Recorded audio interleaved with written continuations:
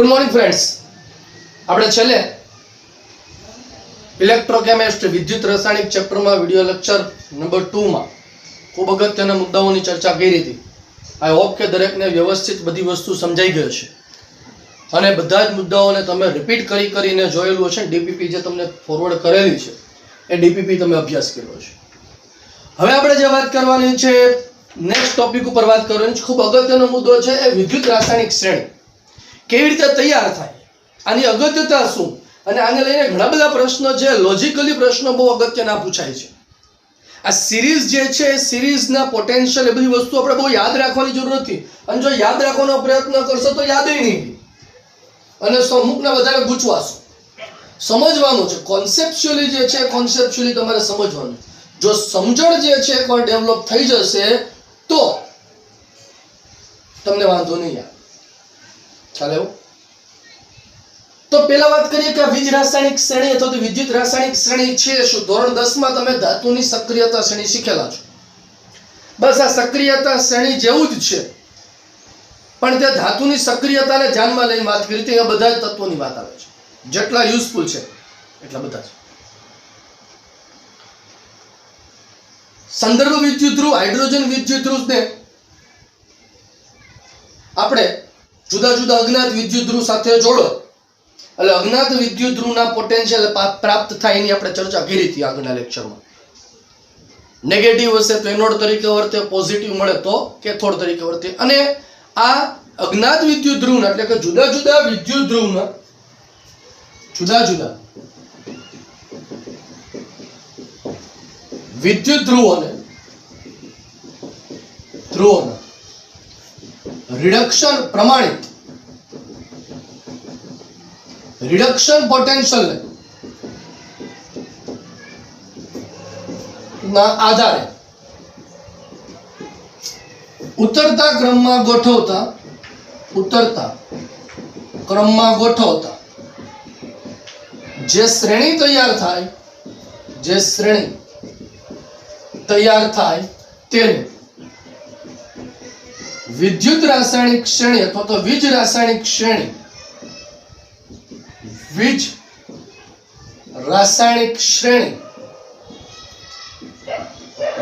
કહેવાય છે.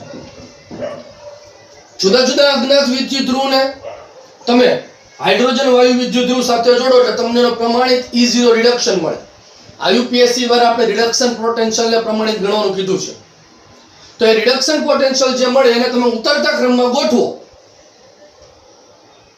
એટલે એનો અર્થ શું થયો તો કે ઉપરની તરફ જે હશે ને રિડક્શન પોટેન્શિયલ વધુ હશે, નીચેની બાજુ જે હશે ને રિડક્શન પોટેન્શિયલ ઓછા હશે. ઉપરની બાજુ વાળા જે હશે રિડક્શન પોટેન્શિયલ કેવા હશે? વધુ. નીચેની બાજુ વાળા છે ને રિડક્શન પોટેન્શિયલ કેવા હશે? વધુ. તો એને આધારે તમે જ્યારે ઉતરતા ક્રમમાં ગોઠવો અને જે શ્રેણી તૈયાર થાય એને વિદ્યુત રાસાયણિક શ્રેણી અથવા તો ઇલેક્ટ્રોકેમિકલ સિરીઝ તરીકે ઓળખવામાં આવે છે.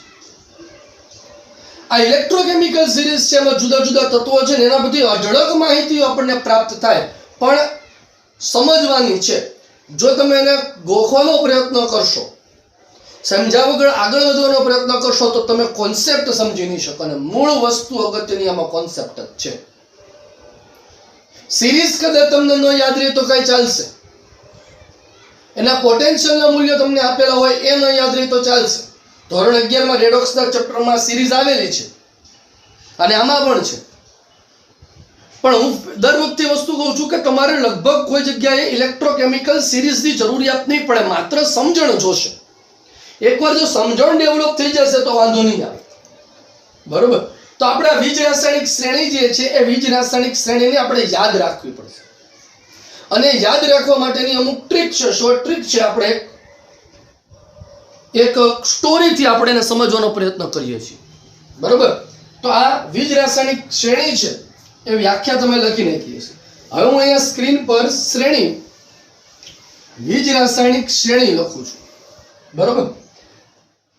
મિડલમાં હાઇડ્રોજન વિદ્યુત ધ્રુવ આવે કારણ કે એનો પ્રમાણિત રિડક્શન પોટેન્શિયલ 0 આવે. આ હાઇડ્રોજન, આનો E0 રિડક્શન 0 વોલ્ટ આવે. શ્રેણીને ઉપર તરફ જાઓ અને રિડક્શન પોટેન્શિયલ પોઝિટિવ હશે, નીચેની બાજુ કોણ હશે? Reduction potential negative. નીચેથી જો આપણે શરૂ કરીએ રિડક્શન પોટેન્શિયલ ને જો નીચેની બાજુથી આપણે શરૂ કરીએ તો સૌથી પહેલા આવશે લિથિયમ. લિથિયમ યાદ રાખવા માટે શું કરવું તો કે લિથિયમ કે બાબા સરદાર. આ યાદ રાખવા માટેની ટ્રીક છે. આ એક પહેલી વસ્તુ છે. લિથિયમ કે બાબા સરદાર. કાકા નાના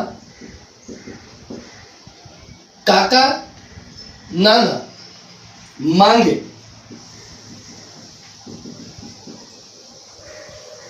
आलू पानी में. आ एक बीजो भाग थी. लिथियम के बाबा सरदार, काका नाना मांगे आलू पानी में. त्यार पछी मैंने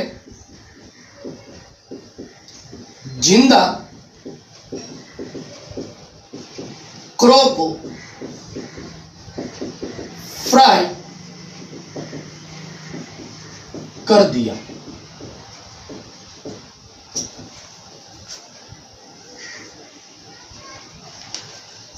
लिथियम के बाबा सरदार, काका नाना मांगे आलू पानी में, मैंने जिंदा क्रो को फ्राई कर दिया. હવે પાછો અહીંથી જ કન્ટિન્યુ છો. આ બાજુથી જ કન્ટિન્યુ આપણે રિપીટ કરીએ. કોઈ નહીં, कोई नहीं सूझा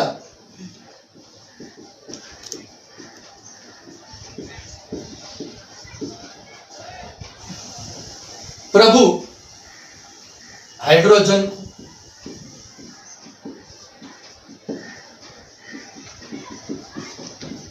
અહીંયા હાઇડ્રોજન નો E0 રિડક્શન પોટેન્શિયલ 0 વોલ્ટ થઈ ગયું. એટલે તમે હજી સિરીઝમાં વચ્ચે પહોંચી ગયા. આમ જ કન્ટિન્યુ કરવાનું છો ભાઈ. અચ્છા,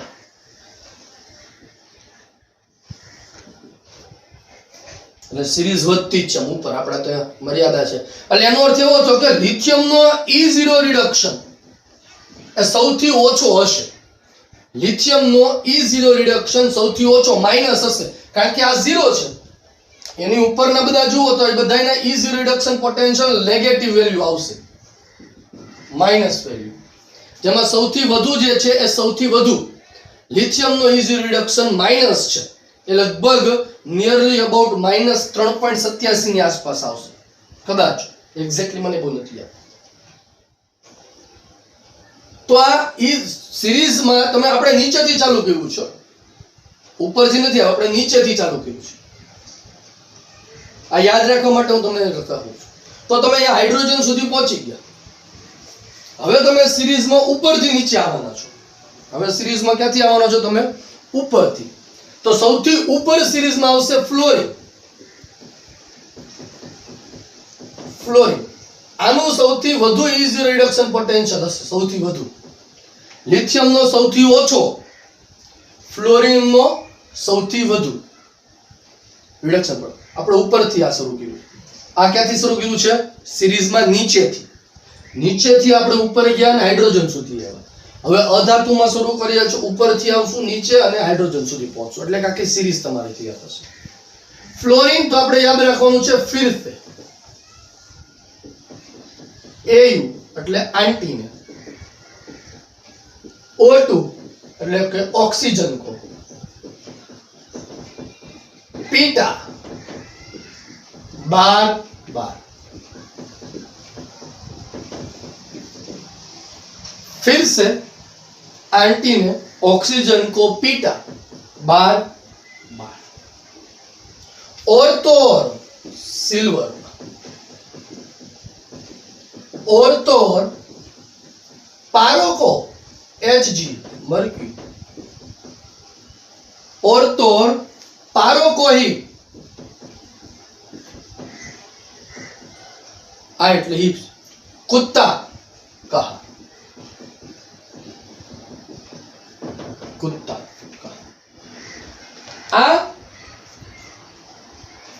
ઝીરો રિડક્શન પોટેન્શિયલ ઉપરથી નીચે આવો એમ ઘટશે. ઈઝી રિડક્શન ઘટે છે એટલે અહીંથી ફરી પાછું ક્યાં જોઈન થઈ જાય તમારે હાઇડ્રોજન. આ સિરીઝમાં ઉપરથી નીચે તરફ આવો છો. આઈ રિપીટ, અહીંયા જે મેં તમને સમજાવ્યું છે એ નીચેથી ઉપર આવો છો અને સેન્ટરમાં પહોંચ્યા. અહીંયા જે આપણે સમજીએ છીએ એ ઉપરથી નીચે આવીએ છીએ અને સેન્ટરમાં પહોંચીએ છીએ. આની સિવાય ઘણા બધા તત્વો છે આમાં વચ્ચે આવશે. વચ્ચે ઘણા બધા તત્વો મેં નથી લીધા કારણ કે આમાં બધા મન બેસતા નથી અને એની આમ જરૂરિયાત નથી. આ રિપીટ, જરૂરિયાત નહીં પડે તમારે. આ એટલા માટે છે કે આ રેગ્યુલર તમારે યુઝમાં બધા આવશે અને આને રિલેટેડ પ્રશ્નો જો પૂછાય તો તમને આવડવા જોઈએ. એટલા માટે એની જે અહીંયા ચર્ચા કરીશું. लिथियम के बाबा सरदार, काका नाना मांगे आलू पानी में, मैंने जिंदा क्रो फ्राई कर दिया, कोई नहीं सूझा प्रभु हाइड्रोजन को, फिर से आंटी ने ऑक्सीजन को पीटा बार बार और तो और पारो को ही कुत्ता कर डाला. અને હાઇડ્રોજન ક્લિયર છે. આ બધાના ઈઝી રિડક્શન છે નેગેટિવ હશે. આનો ઈઝી રિડક્શન છે હાઇડ્રોજનનો સેન્ટરમાં છે એ 0 હતો. સ્વાભાવિક છે આનો ઈઝી રિડક્શન કેવો હશે? પોઝિટિવ. એટલે એનો અર્થ એવો છે ઉપરથી નીચે આવો પોઝિટિવ ઘટતા ગયા 0 આવ્યો. નેગેટિવ વધતા ગયા મેક્સિમમ નેગેટિવ. બરાબર છે. તો આ ઇલેક્ટ્રોકેમિકલ સિરીઝ છે એને યાદ રાખવાની રીત છે. હવે આની એપ્લિકેશન આની એક્ઝામ્પલ ઉપયોગિતા છે આની આપણે ચર્ચા કરશું. અને આ કી જે છે ખાસ નોંધી લેજો. તમને આની નોટ્સ જે મેં બનાવેલી છે નોટ્સ તમને મારા સુવર્ણ અક્ષરોમાં લખેલી છે તમને પ્રોવાઈડ કરશે, ગ્રુપમાં આવશે. તો જરા એમાંથી જોઈ લેજો એટલે તમને ખ્યાલ આવશે. એટલે હું અહીંયા તમને શોર્ટમાં બધું સમજાવીશ. લખવા માટેનો સ્કોપ એટલો નહીં મળે. લખવા માટે તમને પેલામાં જોઈ લો. જો કે આ થિયોરિટિકલ પ્રશ્ન નથી, કોઈ એમસીક્યુ બેઝ ક્વેશ્ચન છે એટલે એમસીક્યુ માંથી મેક્સિમમ પૂછાશે ને આપણે છેલ્લે પ્રેક્ટિસ પણ કરશું બાળકો. બરોબર. ચાલો, તો હવે આ ઇલેક્ટ્રોકેમિકલ સિરીઝ જે છે એ ઇલેક્ટ્રોકેમિકલ સિરીઝની ઉપયોગિતા, એની લાક્ષણિકતા શું છે એ બધી આપણે ચર્ચા કરીએ. ઉપયોગિતા અને લાક્ષણિકતા.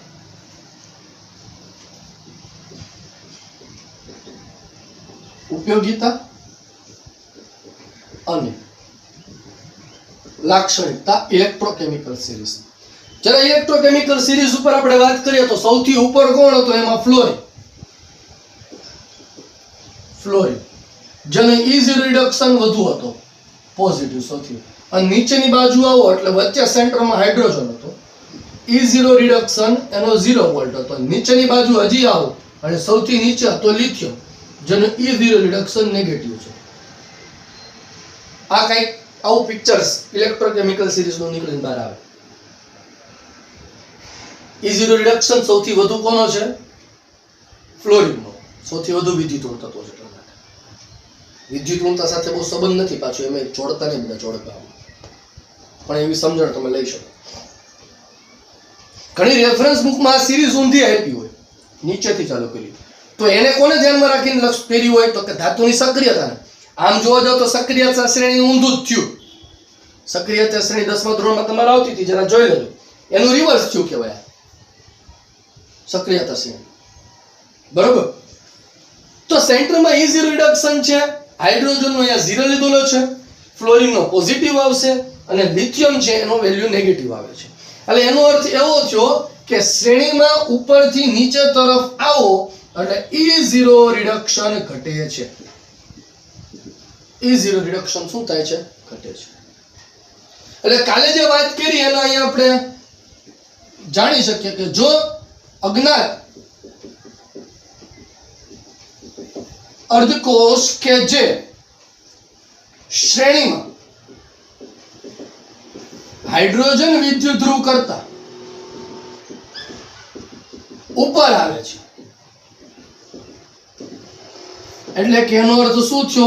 તો કે એનો E0 રિડક્શન કેવો હોવો જોઈએ? પોઝિટિવ. કોઈ અજ્ઞાત વિદ્યુત ધ્રુવ એ શ્રેણીમાં ધારો કે અહીંયા ઉપર આવે છે અને એનો E0 રિડક્શન એ ઉપર હોય તો કેવો હશે? 0 કરતો ઉપર, તો પોઝિટિવ હશે. આ ઉપરની બાજુ વાળા છે આ બધા એની પોઝિટિવ વેલ્યુ હશે, આ બધા છે એની કેવી વેલ્યુ હશે? નેગેટિવ. તો શ્રેણીમાં ઉપરની બાજુ વાળા છે એ પોઝિટિવ E0 રિડક્શન ધરાવતા છે. તો હાઇડ્રોજન સાથે જોડતા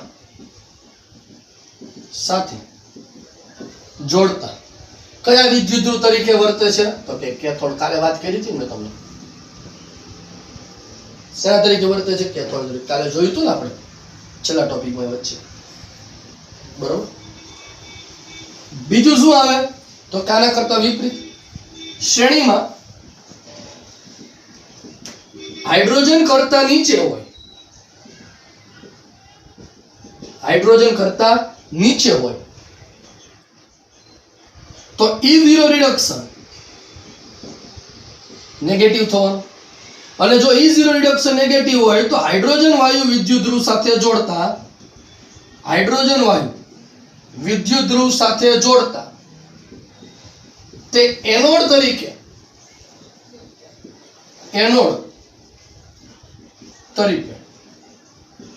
વર્તે છે. કાલે ચર્ચા કરી હતી પણ આ શ્રેણીમાંથી સમજાવું છું. હાઇડ્રોજનનો 0 જો શ્રેણીમાં હાઇડ્રોજન કરતા ઉપર હશે તો વેલ્યુ પોઝિટિવ, તો કેથોડ તરીકે વર્તે. અને નીચે હોય તો શેના તરીકે વર્તે? એનોડ તરીકે.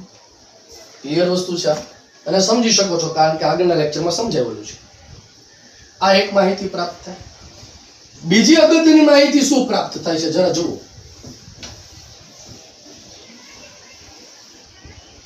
કે શ્રેણીમાં ઉપરથી નીચે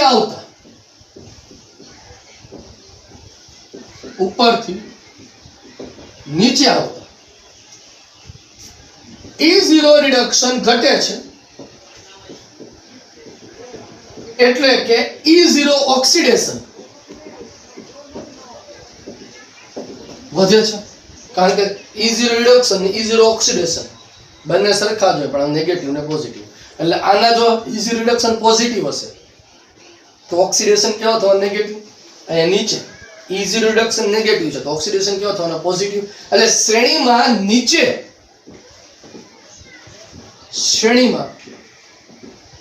નીચે આવેલા તત્વો એ સક્રિય ધાતુ હશે.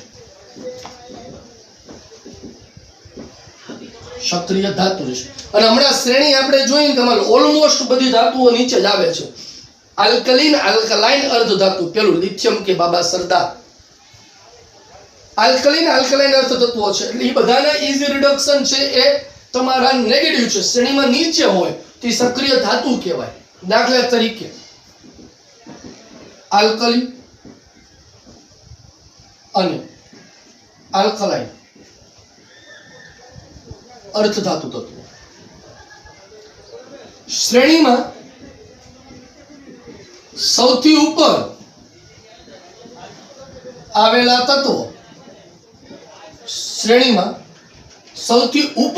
તત્વો કે જેમના E0 રિડક્શન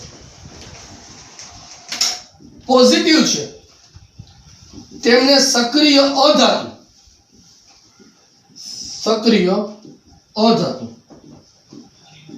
કહેવાય છે. શ્રેણીમાં ઉપર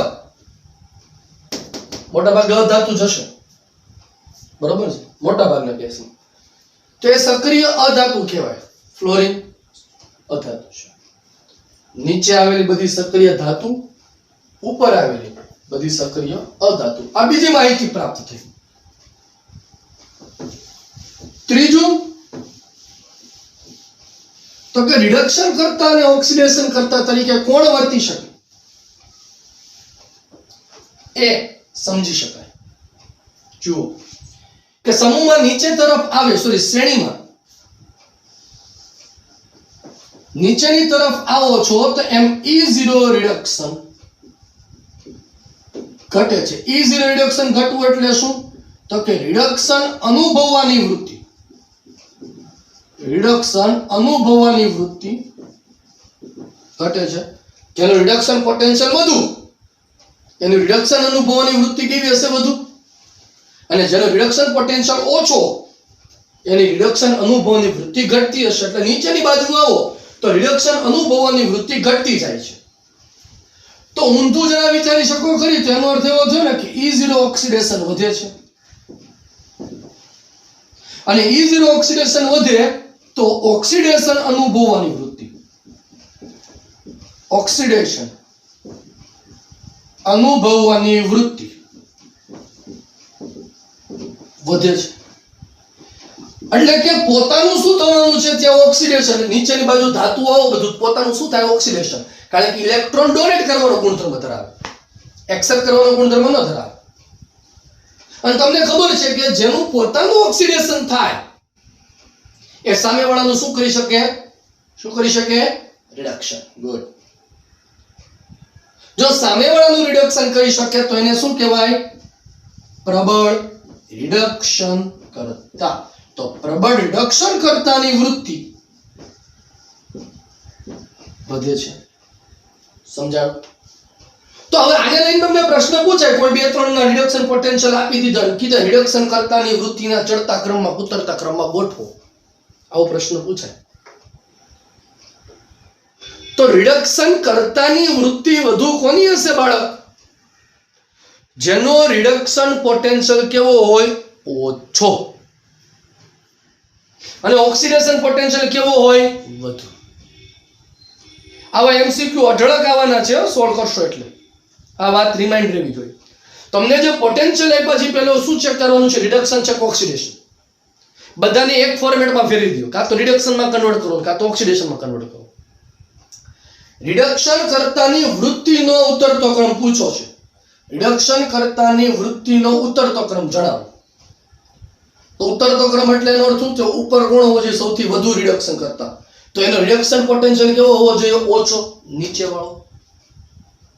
અને ઓક્સિડેશન પોટેન્શિયલ કેવો હોવો જોઈએ, વધુ. લોજિક સમજણ છે તમે ડેવલપ કરશો ને તમારથી તમે અઢળક એમસીક્યુ સોલ્વ કરી શકશો. લોજિક ડેવલપ થવું જોઈએ, મેઇન વસ્તુ એ છે. કન્ટેન્ટ ક્લિયર હશે તો જ લોજિક થશે, અને પછી પ્રેક્ટિસ એમસીક્યુ. નીચેની બાજુ આવો, રિડક્શન પોટેન્શિયલ ઘટે છે સિરીઝમાં, એટલે રિડક્શન અનુભવવાની વૃત્તિ ઘટે, પોતાનું રિડક્શન ન થાય, પણ પોતાનું શું થાય, ઓક્સિડેશન. પોતાનું જો ઓક્સિડેશન થાય, સામેવાળાનું રિડક્શન કરે તો રિડક્શન કરતાની વૃત્તિ વધે છે. તો ઊંધું આપણે વિચારી શકીએ ખરી, સિરીઝમાં નીચેથી ઉપર જાઓ.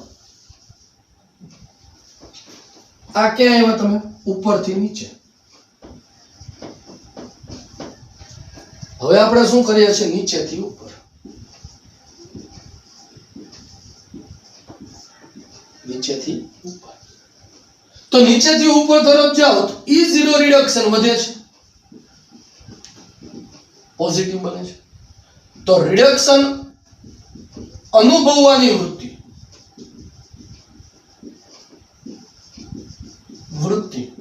વધે છે. તો E0 ઓક્સિડેશન શું થતો હોવો જોઈએ, ઘટે છે. તો ઓક્સિડેશન અનુભવવાની વૃત્તિ ઘટે છે, એટલે પોતાનું રિડક્શન અનુભવવાની વૃત્તિ વધે. પોતાનું રિડક્શન થાય, સામેવાળાનું શું કરવાનું છે, પોતાનું રિડક્શન થાય તો સામેવાળાનું શું કરવાનું છે, ઓક્સિડેશન. તો ઓક્સિડેશન કરતા તરીકે, પ્રબળ ઓક્સિડેશન કરતા તરીકે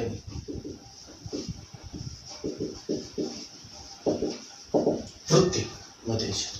એટલે ઉપરવાળા જે ઓક્સિડેશન કરતા તરીકે વર્તી શકે, નીચેવાળા કના તરીકે વર્તી શકે, રિડક્શન કરતા તરીકે. આ બહુ અગત્યનો મુદ્દો છે અને આ સમજાવવો જોઈએ. ચાલે એવું. ત્યાર પછી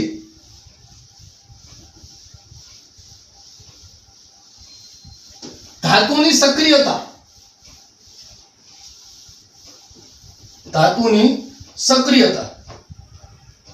ધાતુની સક્રિયતાને આધારે ધાતુને 3 ભાગમાં ડિવાઈડ કરેલા છે. પહેલો ભાગ જે છે એ સ્ટ્રોંગલી ઇલેક્ટ્રોપોઝિટિવ, પછી છે મોડરેટ ઇલેક્ટ્રોપોઝિટિવ અને વીકલી ઇલેક્ટ્રોપોઝિટિવ મેટર. સ્ટ્રોંગ ઇલેક્ટ્રોપોઝિટિવ મેટર ધાતુની સક્રિયતાને સ્ટ્રોંગ ઇલેક્ટ્રોપોઝિટિવ મેટલ. સ્ટ્રોંગ ઇલેક્ટ્રોપોઝિટિવ મેટલ કોણ હશે, તો કે જેને E0 રિડક્શન એ -2.0 વોલ્ટની આસપાસ હોય. સ્ટ્રોંગ ઇલેક્ટ્રોપોઝિટિવ મેટલ કોણ હશે, તો કે જેને E0 રિડક્શન કેની આસપાસ હશે, -2.0 ની આસપાસ. બરોબર.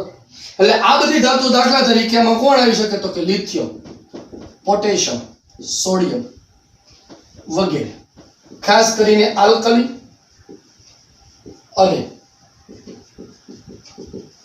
આલ્કલાઇન ધાતુ. અને આ બધી ધાતુઓ છે એ ઠંડા પાણી સાથે,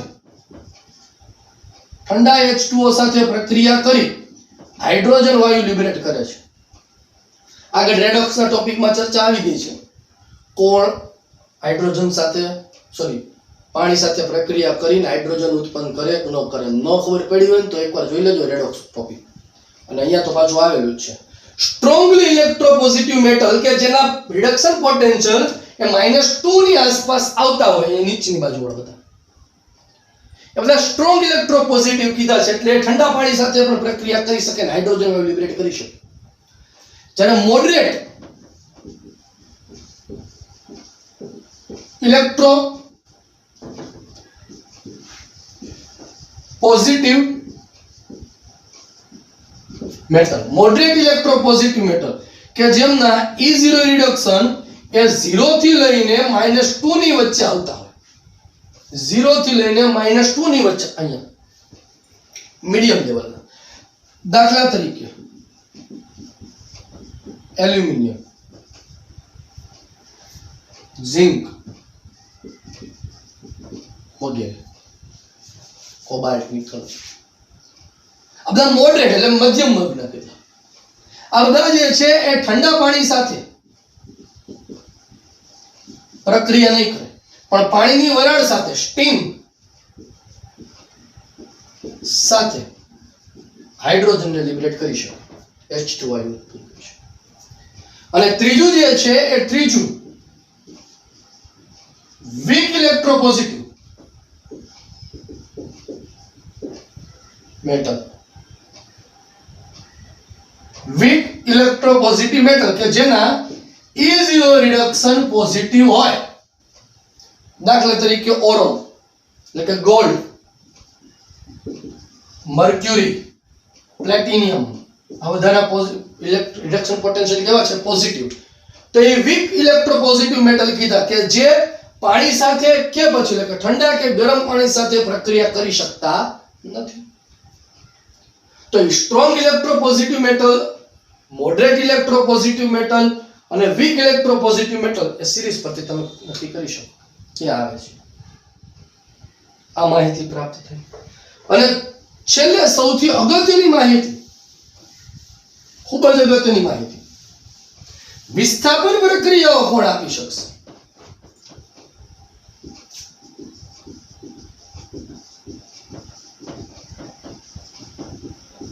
વિસ્થાપન પ્રક્રિયાઓ રેડોક્સના ચેપ્ટરમાં પ્રક્રિયાઓ ભણી ગયા આપણે. રેડોક્સ ચેપ્ટરમાં રેડોક્સ પ્રક્રિયાના પ્રકાર 4 પ્રકાર ભણ્યા હતા. વિષમીકરણની પ્રક્રિયા, સંયોગીકરણની પ્રક્રિયા, વિઘટનની પ્રક્રિયા, અને ત્રીજી પ્રક્રિયા હતી એમાં વિસ્થાપન. વિસ્થાપનમાં પાછા 2 જોયા હતા, યાદ હોય તો. ધાતુ ધાતુનું વિસ્થાપન અને અધાતુ અધાતુનું વિસ્થાપન, યાદ હોય તો. ધાતુ ધાતુ અને ધાતુ અધાતુ વિસ્થાપન પ્રક્રિયા આ આપણે જોયું હતું, બરોબર. તો અહીંયા આપણે એ જ વસ્તુઓ જોવાનું છે. છતાં જો ન યાદ હોય તો રેડોક્સના ચેપ્ટરમાં છે, એકવાર રિવિઝન મારી દીજો એટલે ખ્યાલ આવશે. અહીંયા હું સમજાવું છું ફરીથી, પણ જેટલું ડીપલી તમે ન્યા સમજેલા છો એટલું ડીપલી અહીંયા સમજણ નહીં થાય. અહીંયા હું તમારો કોન્સેપ્ટ ક્લિયર કરાવી દઉં છું કે કઈ ધાતુ કોનું વિસ્થાપન કરી શકે એના દ્રાવણમાંથી અને કોણ ન કરી શકે, એ આપણે સમજવાનું. અને આને લઈને પ્રશ્નો ઘણા પૂછાય છે. પહેલા સમજીએ ધાતુ ધાતુ વિસ્થાપન.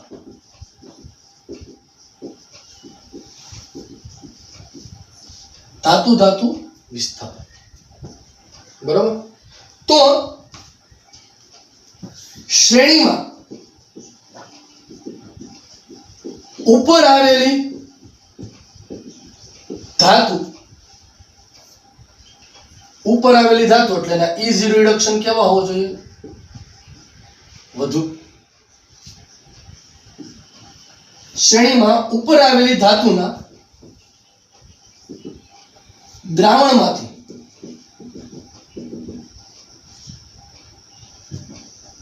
આ ધાતુ આયનનું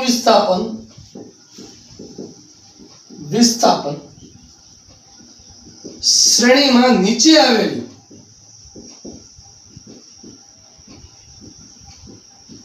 ધાતુ કરી શકે છે. એટલે નીચે વાળો એ ઉપર આવેલી ધાતુના દ્રાવણમાંથી એનું વિસ્થાપન કરી શકે. એટલે એનો અર્થ એવો થયો કે સ્ટ્રોંગ ઇલેક્ટ્રોપોઝિટિવ મેટલ એ મોડરેટ અથવા તો વીક ઇલેક્ટ્રોપોઝિટિવ મેટલના આયનમાંથી એનું વિસ્થાપન કરી શકશે. હવે આને લઈને પ્રશ્ન તમને ઘણા પૂછાય, બે જોડેલા હોય પ્રક્રિયા થાય કે નહીં થાય. હવે આપણે એક્ઝામ્પલ માટે ધોરણ 11 માં જઈએ. તમને યાદ હોય તો ધોરણ 11 માં રેડોક્સ પ્રક્રિયાની શરૂઆતમાં આપણે આવી ચર્ચા કરી હતી કે અહીંયા કોપર સલ્ફેટનું દ્રાવણ છે, વાદળી રંગનું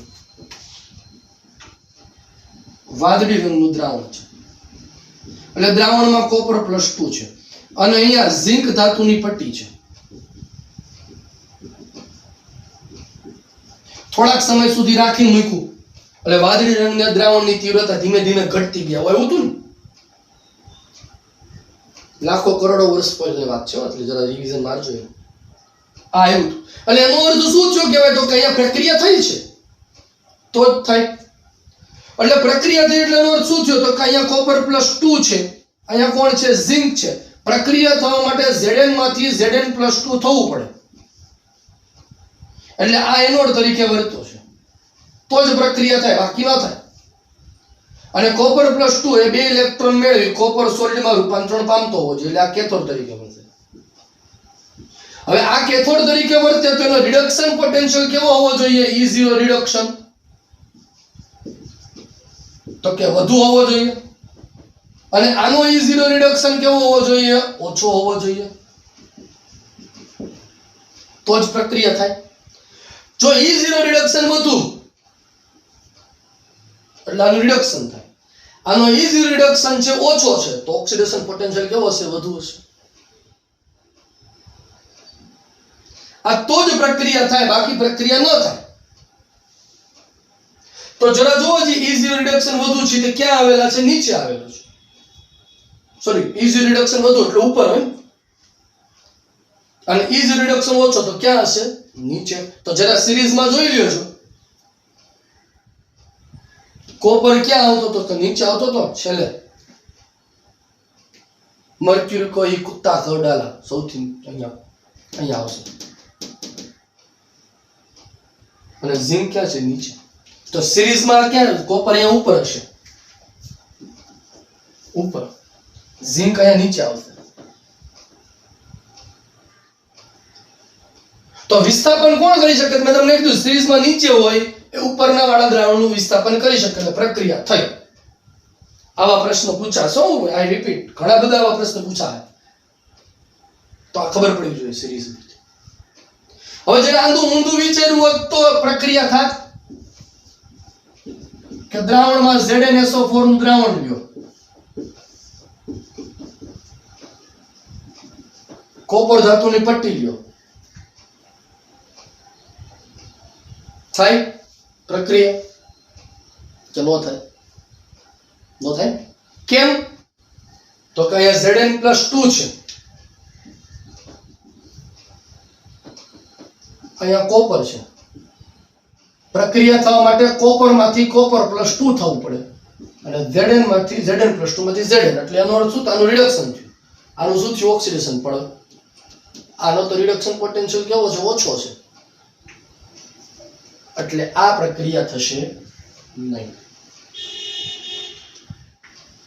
આપણને ખબર છે ને રિડક્શન પોટેન્શિયલ, ઝિંક નો રિડક્શન પોટેન્શિયલ અને કોપર નો રિડક્શન પોટેન્શિયલ. ઝિંક નો -0.76 ની આસપાસ છે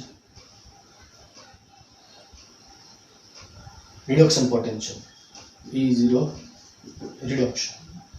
અને કોપર નો E0 રિડક્શન એ +0.34 વોલ્ટની આસપાસ છે. બરોબર? એટલે અહીંયા પ્રક્રિયા થશે. ક્લિયર છે દરેક વિદ્યાર્થીને? તો પ્રક્રિયા થવા માટે જરૂરી શું છે? વિસ્થાપન કોણ ક્યારે કોનું કરી શકે? તો એક જ વસ્તુ યાદ રાખવાની છે કે સ્ટ્રોંગ ઇલેક્ટ્રોપોઝિટિવ મેટલ એ લેસ ઇલેક્ટ્રોપોઝિટિવ મેટલના આયનમાંથી એનું વિસ્થાપન કરી શકે. એટલે નીચે વાળા હોય એના સળિયા હોવા જોઈએ અને ઉપર વાળા છે એનું શું હોવું જોઈએ? દ્રાવણ હોવું જોઈએ. ધાતુ માટે. જ્યારે અધાતુ માટે શું હશે? તો કે ઊંધું હશે. આના કરતા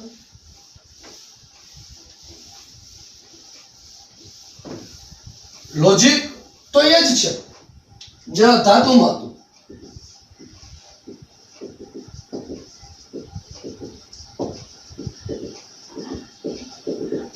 અધાતુ વિસ્થાપન અહીંયા એ કોન્સેપ્ટ છે. એમ જ કોન્સેપ્ટ છે. શું એ કોન્સેપ્ટ હતો? તો કે પ્રબળ હોય એ નિર્બળના દ્રાવણમાંથી વિસ્થાપન કરી શકે. તો સેમ વસ્તુ અહીંયા છે. પ્રબળ હોય એ નિર્બળના દ્રાવણમાંથી વિસ્થાપન કરી શકે. પ્રબળ વધુ વિદ્યુતઋણ અધાત્વીય ગુણધર્મ ઉપરવાળાનું છે. તો ઉપરવાળો અધાતુ એ નીચેવાળા અધાતુના દ્રાવણમાંથી એનું વિસ્થાપન કરી શકે. અધાતુ વિસ્થાપન માટે શું જરૂરી છે? તો કે ઉપરવાળી અધાતુ એ નીચે આવેલી અધાતુના દ્રાવણમાંથી તેનું વિસ્થાપન કરી શકે છે. દાખલા તરીકે KCl નું દ્રાવણ છે.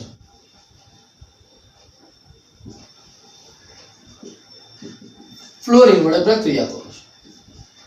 ફ્લોરિન યા તો એક કામ કરી Cl2 નું દ્રાવણ અને Ki.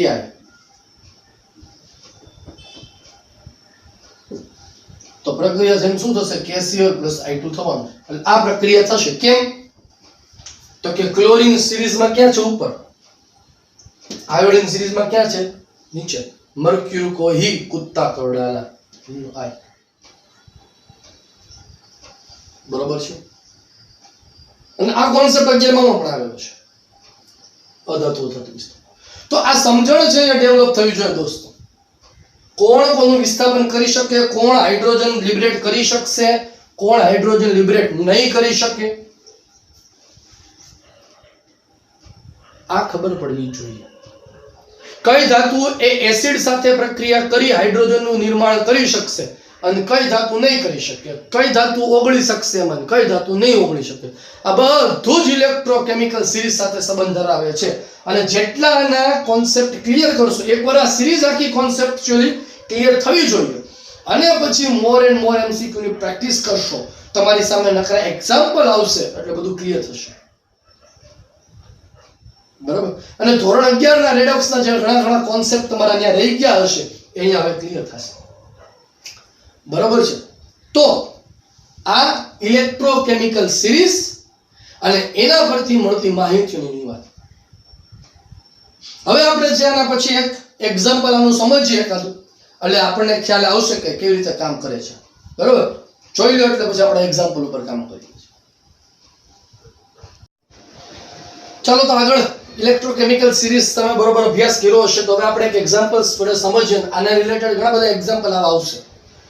એક્ઝામ્પલ એવું કીધું છે કે શું કોપર સલ્ફેટના દ્રાવણને નીચેનામાંથી કયા પાત્રમાં ભરી શકાય? ઝિંકના પાત્રમાં ભરવું કે સિલ્વરના પાત્રમાં ભરવું? આવો ઘણો બધો પ્રશ્ન પૂછાય.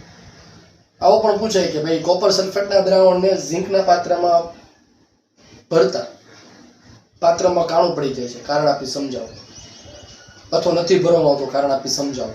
આને લઈને ઘણા બધા પ્રશ્નો પૂછાય છે. એવો પણ પ્રશ્ન પૂછાય કે ભાઈ એક પ્રયોગશાળામાં એક લેબ ટેકનિશિયન પ્રક્રિયા દરમિયાન એસિડ બનાવતો હતો અને HCl બનાવતા હતા. એ દરમિયાન એની ચાંદીની વીંટી HCl માં પડી ગઈ. તો શું થશે? નુકસાન થશે કે કાંઈ નહીં થાય? તો આવા ઘણા બધા પ્રશ્નો આવશે. જરા વિચારવાનો. આ એક સમજાવું પછી હમણાં બોલ્યો એ વિચારજો. ને તો MCQ માં આવવાનું જ છે. તો કોપર સલ્ફેટના દ્રાવણને નીચેનામાંથી કઈ આપણે પહેલા ઝિંક સાથે સમજીએ. જો પાત્રમાં ભરી શકાય કે નહીં આ સમજવું તો એટલા માટે એક વસ્તુ યાદ રાખવાની, ભરવા માટે પ્રક્રિયા ન થવી જોઈએ. જો પ્રક્રિયા થઈ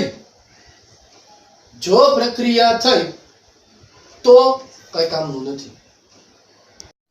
એટલે પાત્રમાં ભરવા માટે એમાં કોઈ પણ પ્રક્રિયા થવી જોઈએ, અને જો પ્રક્રિયા થાય તો ન ભરી શકાય. ચાંદીની વીંટી HCl માં પડી, જો પ્રક્રિયા થાય તો નુકસાન, નહીં થાય કે વાંધો નહીં. આ સમજવું, પ્રક્રિયા થાય કે નહીં આ જોવાનું છે. તો આ એવું કહેવા માંગ્યું છે કે ભાઈ આ ધારો કે આપણું પાત્ર છે લોટો,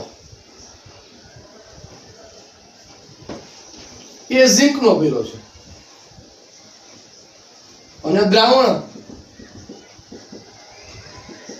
કોપર +2, એટલે આગળની જેમ જ વિચાર. કોપર +2 ના દ્રાવણમાં ઝીંક નો સળિયો ડુબાડેલો છે. પ્રક્રિયા થતી હતી તો કે આ થતી હતી. કેમ? તો કે આનો E0 રિડક્શન Zn+2Zn અને E0 રિડક્શન કોપર +2 કોપરની જો સરખામણી કરો તો આ હતું -0.76 વોલ્ટ ને આ હતું 0.34 વોલ્ટ. આ ક્યાં આવતો તો શ્રેણીમાં નીચે, આ ક્યાં છે ઉપર, તો પ્રક્રિયા થઈ જાય એટલે ભરી શકાય નહીં.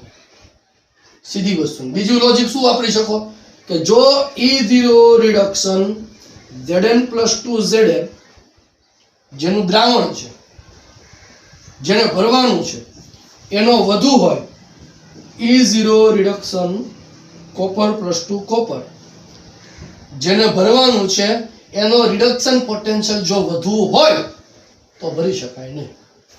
એટલે આમાં ન ભરી શકાય.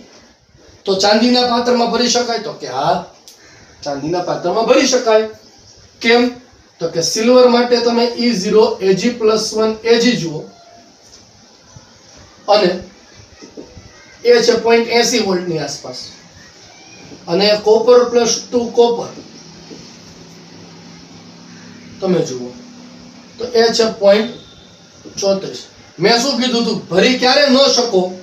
સોરી, કદાચ આગળ મિસ્ટેક થઈ ગઈ છે, આઈ રિપીટ.